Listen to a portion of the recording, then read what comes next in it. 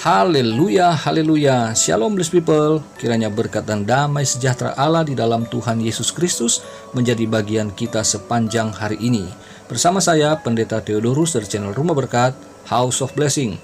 Tema kita hari ini adalah Yesus mencintai yang terhilang. Firman Tuhan terambil dari Injil Lukas pasal 15 ayat yang ke-7. Mari kita baca bersama firman Tuhan. Aku berkata kepadamu, demikian juga akan ada sukacita di sorga karena satu orang berdosa yang bertobat, lebih daripada sukacita karena 99 orang benar yang tidak memerlukan pertobatan. Saudara terkasih dalam Tuhan, ini adalah jawaban Yesus kepada orang-orang Farisi dan ahli-ahli Taurat yang mengkritik Yesus karena ia duduk bersama, makan bersama-sama dengan para pemungut cukai dan orang-orang berdosa di ayat 1 dan 2. Jawaban Yesus ini disampaikan dalam bentuk perumpamaan di ayat 3 sampai ayat yang ke-6. Yesus mengumpamakan para pemungut cukai dan orang-orang berdosa itu seperti seekor domba yang hilang. Di ayat yang ke-7 dikatakan bahwa orang-orang yang dikategorikan, yang dikatakan oleh para orang-orang Farisi dan ahli-ahli Taurat ini, orang-orang berdosa, mereka dianggap tidak layak di hadapan Tuhan. Tetapi justru Yesus memberikan jawaban bahwa mereka-mereka inilah yang membuat sorga bersukacita. Ibarat seekor domba yang hilang lalu ditemukan kembali, demikian juga dengan orang berdosa seperti para pemungut cukai ini dan kawan-kawannya. Mereka itu sangat berarti dan sangat bernilai karena memang misi utama Yesus ke dalam dunia adalah untuk mencari dan menyelamatkan orang-orang berdosa. Saudaraku, ada 3 kategori orang yang terhilang dari pembacaan ini. Yang pertama, ia kehilangan Allah. Orang yang berdosa itu pasti kehilangan Allah sebagai sumber hidupnya. Adam dan Hawa ketika mereka jatuh ke dalam dosa, mereka bukan hanya kehilangan Taman Eden yang berlimpah-limpah dengan segala keindahan dan kebutuhan hidup mereka, tetapi mereka kehilangan sumber hidup itu sendiri, yaitu Tuhan Allah. Yang kedua, ia kehilangan komunitas. Anak Adam dan Hawa yang tertua yang bernama Kain setelah membunuh adiknya Habel, ia kemudian terbuang dari hadapan Allah dan ia kehilangan komunitas, yaitu keluarganya. Terbuang dari orang tuanya. Ia juga harus terpisah dengan adiknya, yaitu Set dan keluarganya. Kain membentuk komunitas baru, bukannya lebih baik, tapi justru lebih buruk. Nah saudara, yang ketiga, ia kehilangan dirinya sendiri. Jadi kalau orang yang terhilang itu, ia pasti kehilangan Allah, lalu ia akan kehilangan komunitas, dan pada akhirnya ia akan kehilangan dirinya sendiri. Itu sebabnya banyak orang yang berkata, saya mau cari identitas diri. Saya mau cari tahu siapa diri gua sebenarnya. Nah, seperti itu kira-kira. Saya pernah mengalami ini saudara. Saya hidup dalam kegelapan, saya hidup dalam kehidupan yang sangat berdosa. Saya kehilangan Allah. Saya tidak punya hasrat kepada Allah. Saya memikirkan kesenangan sendiri di luar Allah. Dan akhirnya saya kehilangan komunitas. Tadinya saya anak Tuhan, saya dari sekolah minggu sampai remaja dan pemuda di dalam Tuhan, saya aktif dalam kegiatan gereja. Tapi ketika saya jatuh ke dalam dunia narkoba, maka kehidupan komunitas saya adalah komunitas diskotik, dugem gitu ya. Setiap malam saya dari sana ke sini. Belum lagi saya hidup dengan anak-anak jalanan sebagainya. Lalu kemudian saya akhirnya kehilangan komunitas itu dan saya hidup dengan komunitas yang baru. Saya kehilangan komunitas bersama dengan anak-anak Tuhan dan saya hidup dengan komunitas anak-anak jalanan, komunitas anak-anak dugem dan sebagainya.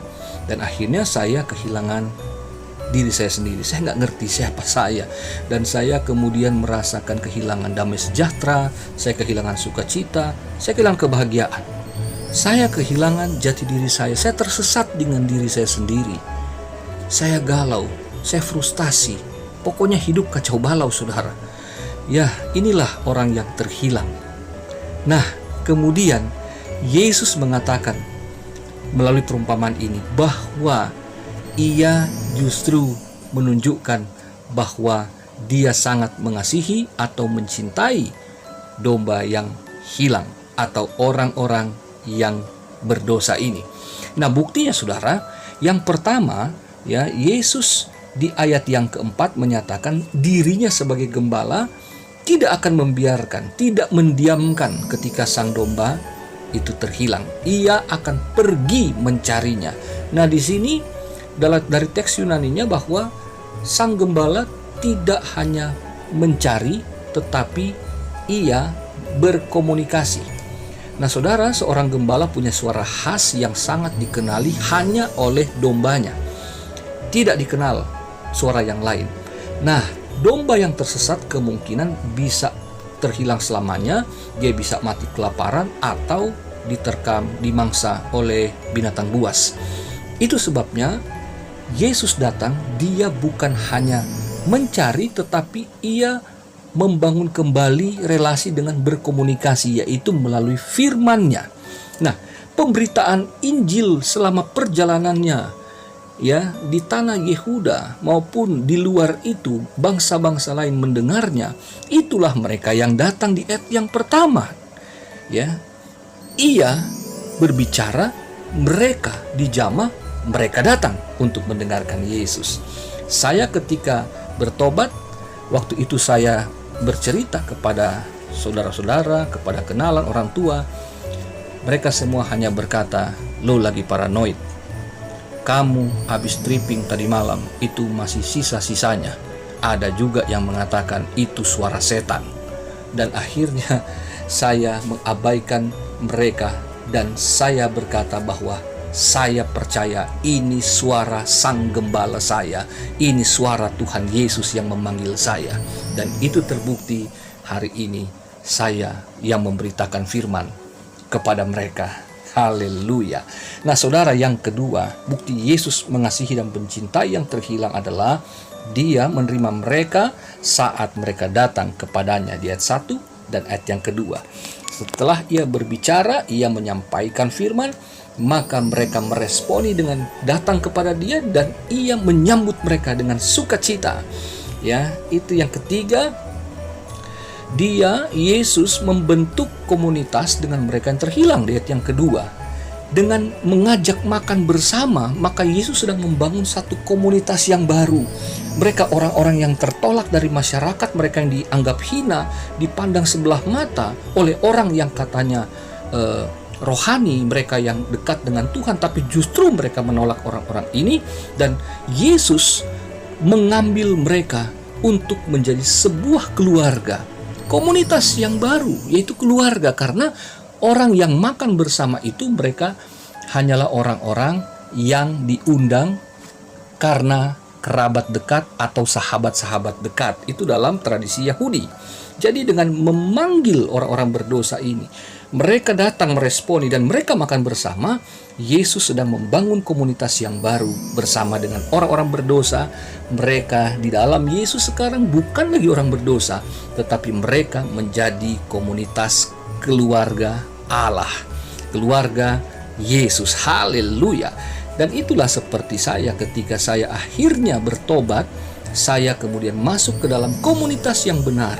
Tadinya saya berkomunitas dengan orang-orang yang di luar Tuhan, saya semakin buruk.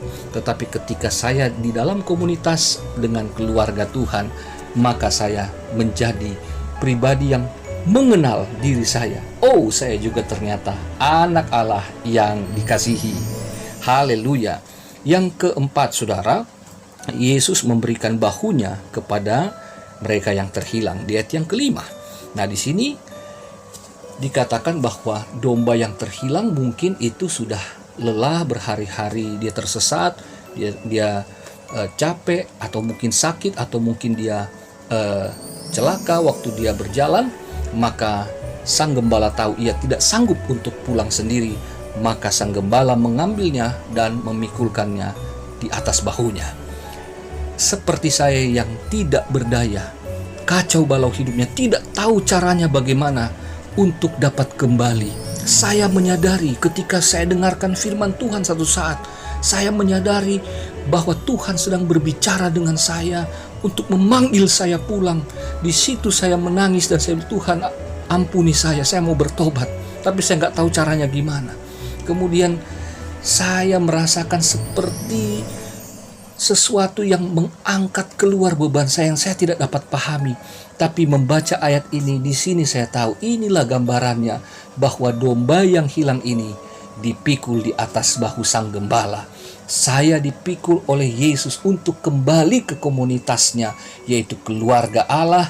Di dalam Dia saya dapat bersekutu juga dengan orang-orang beriman yang lain untuk menjadi kesaksian bagi mereka yang belum diselamatkan atau mereka yang terhilang di luar sana. Karena kami sekumpulan orang-orang percaya ini semuanya adalah orang-orang yang menerima kasih karunia. Haleluya, kiranya jadi berkat saudara. Tuhan memberkati saudara, dan jangan lupa saudara, kalau lihat ada keluarga atau teman dekat yang saudara kasihi, mereka belum bertobat, mereka masih hidup di luar Tuhan, jangan sepelekan mereka, jangan anggap mereka nggak punya harapan, jangan kemudian memandang sebelah mata, udah mati-mati aja loh, jangan. Saudara doakan mereka, coba rangkul, cobalah untuk bersaksi, dan ajaklah mereka untuk kembali. Minta Roh Kudus jamah hati mereka. Selalu ada harapan ketika Injil diberitakan. Selamat beraktivitas. Tuhan Yesus memberkati. Haleluya, bless me.